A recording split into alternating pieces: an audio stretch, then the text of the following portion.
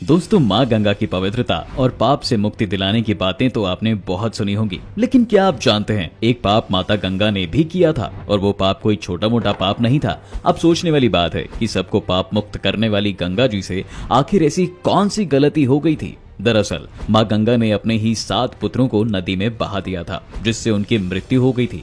अब आप सोच रहे होंगे कि आखिर एक माँ ने अपने ही पुत्रों के साथ ऐसा क्यों किया। एक दिन हस्तिनापुर के राजा शांतनु जंगलों में घूमने निकले और उनकी मुलाकात गंगा जी से हुई। गंगा की सुंदरता और उनके निर्मलता को देखते ही शांतनु उन पर मोहित हो गए और उन्होंने गंगा के सामने शादी का प्रस्ताव रख दिया। मन ही मन गंगा भी राजा शांतनु को पसंद करने लगी थी। उन्होंने शांतनु को शादी के लिए हाँ तो कह दिया, लेकिन ये शादी इतनी आसानी से होने वाली नहीं थी। गंगा जी ने शादी के लिए हाँ तो कहा ही, लेकिन साथ ही एक शर्त भी रखी। शर्त ये थी कि वो जो भी करेंगी कभी भी उनसे किसी काम को करने की वजह नहीं पूछी जाएगी। अगर राजा इस वचन को तोड़ते हैं तो माँ गंगा उन्हें उसी पल छोड़कर चली जाएंगी। शांतनु ने गंगा की ये शर्त तुरंत मान ली। इसके बाद बड़े ही धूमधाम के साथ हस्तिनापुर के राजा शांतनु का विवाह माँ गंगा के साथ हुआ। बीतते समय के साथ उनके बीच प्रेम भी बढ़ता जा रहा था और उनके रिश्ते की डोर और मजबूत होती चली गई। कुछ साल बाद माँ गंगा को पहले पुत्र की प्राप्ति हुई, लेकिन गंगा ने अपने पुत्र को नदी में बहा दिया। राजा अपने वचन से बंधे थे, इसलिए उन्होंने गंगा से कुछ नहीं पूछा। समय तो गुजर रहा था, लेकिन ये बात सभी के मन में घर कर चुकी थी। इसके बाद राजा शांतनु को दूसरा पुत्र हुआ, लेकिन माँ गंगा ने उसे भी नदी में बहा दिया। महल में चारों ओर उस बात की चर्चा होने लगी, भला कोमल हृदय रखने वाली महारानी गंगा इतना क्रूर कैसे हो गई। इसके बाद उन्हें जो भी संतान होती माता सभी को नदी में बहा देती। ऐसा करते करते माता ने अपने 7 संतानों को मार दिया।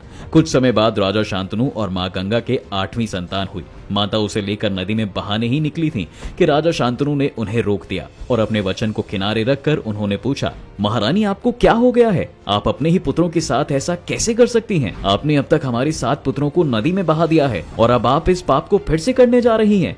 आखिर क्या वजह है जिसने एक माँ को इतना कठोर कर दिया? राजा शांतनु से ये बातें सुनकर माता से रहा न गया। उन्होंने कहा, बस करिए स्वामी, आप ये सब क्या बोले जा रहे हैं? मैंने अपने कलेजे पर पत्थर रखकर अपने पुत्रों को खुद से दूर किया है। मैं कोई कठोर हृदय की माँ हूँ, बल्कि अपने पुत्रों की भलाई के लिए ही मैंने ऐसा किया। माँ गंगा ने बताया, मेरे 8 पुत्र वसु थे और इन्हें ऋषि वशिष्ठ ने श्राप दिया था, जिसकी वजह से अगर वे जीवित रहते तो उनको अपना सारा जीवन सिर्फ दुखों और कठिनाइयों के साथ ही बिताना पड़ता। अब आप ही बताइए, कोई माँ अपने पुत्रों को कष्टों में कैसे देख सकती है, वो भी पूरा जीवन। माता गंगा से ये बातें सुनकर शांतनु हैरान हो गए। गंगा ने कहा, स्वामी, लेकिन अब आपने अपना वचन तोड़ ही दिया है, इसलिए अब मुझे आपको छोड़कर जाना होगा। मैं अपने इस 8वें पुत्र को आपको सौंपती हूँ। इतना कहकर माँ गंगा राजा शांतनु को छोड़कर वहां से चली गई। आपको बता दें, महाराजा शांतनु और माँ गंगा का ये 8वां पुत्र ही आगे चलकर भीष्म के नाम से प्रसिद्ध हुआ था। अपने पिता की खुशी के लिए उन्होंने आजीवन शादी न करने की प्रतिज्ञा भी ली थी और उनकी इसी भीषण प्रतिज्ञा की वजह से ही उनका नाम भीष्म पड़ा। वे कितने महान और शक्तिशाली थे, ये तो आपने महाभारत में सुना ही होगा। उन्होंने महाभारत के प्रलयंकारी युद्ध में पांडवों की सेना के छक्के छुड़ा दिए थे।